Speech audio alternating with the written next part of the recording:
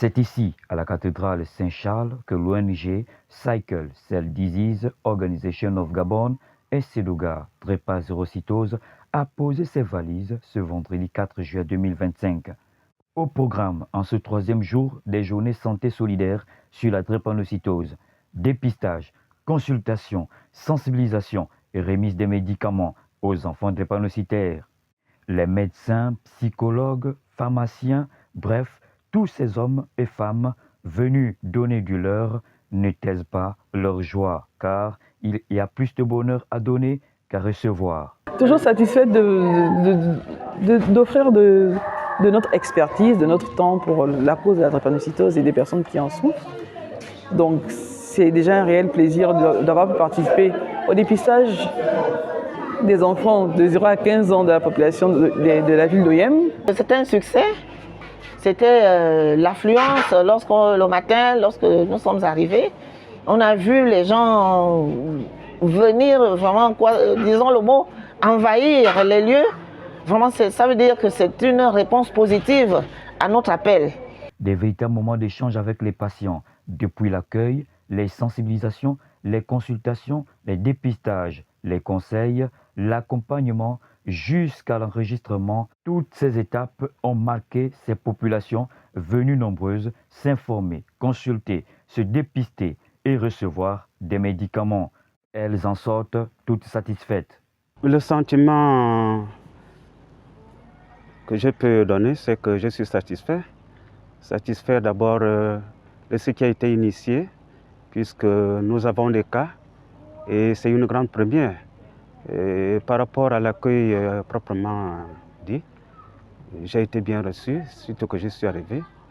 On m'a trouvé de la place, on m'a remis un numéro et j'ai été dans le circuit. Vous voyez que je suis arrivé un peu après, mais j'ai été vite reçu.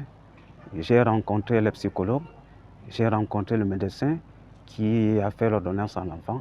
Ensuite, j'ai eu des médicaments. Donc je suis très satisfait. Ce qui nous a plus marqué, qui nous a plus touché, c'était la rencontre avec le psychologue. Parce que personnellement, depuis 4 ans et demi que l'enfant que j'ai découvert son statut et il est suivi, je n'avais jamais eu l'occasion d'en discuter vraiment, de m'exprimer, de partager ce que je ressentais. Et du coup, avec le psychologue, j'ai eu l'occasion vraiment de m'exprimer. Et il a eu l'amabilité de me porter des conseils et de bien m'écouter. Il était vraiment à l'écoute. Il y avait ça. Il était vraiment à l'écoute et ça m'a beaucoup touchée. Et du coup, je suis sortie de là libérée de mes frustrations. J'ai été satisfaite. Ça a été vraiment bien. Ça s'est bien passé. On nous a bien accueillis. Tout s'est bien passé. En tout cas, ça s'est bien passé. Les femmes étaient admirables, tout ça là. Donc, on a même partagé les choses aux enfants. Donc, en tout cas, on était bien reçus. Un réel succès pour l'ONG drépanocytose conduite par le docteur Lucrèce Marceline Delika épouse Louembe qui nous fait le bilan global des 4e journées santé solidaire sur la drépanocytose à Oyem. Le premier constat déjà, c'est que les autorités nous ont vraiment accueillis avec une grande empathie et ils nous ont montré vraiment beaucoup d'amour et beaucoup d'intérêt pour l'action que nous voulions mener ici dans cette ville. Ça déjà c'était un point important parce qu'ils ont veillé à ce qu'on ait tout ce qu'il nous fallait pour être logés, transportés. Donc tout ce qui était logistique avait été vraiment donné spontanément. Vraiment spontanément. C'est cette spontanéité que j'ai vraiment appréciée des autorités de cette belle ville, de cette province, notamment le maire et le gouverneur. Et aussi le responsable de l'hôpital qu'on appelle le CRO, qui a accepté de mettre à disposition les médecins de son hôpital pour nous accompagner dans le cadre des consultations médicales. Voilà. Et donc pour la deuxième journée, c'était donc les sensibilisations, tout s'est très bien passé. Et aujourd'hui aussi, nous avons pu faire les dépistages. Normalement, nous avons reçu environ déjà une trentaine de personnes, une trentaine d'enfants.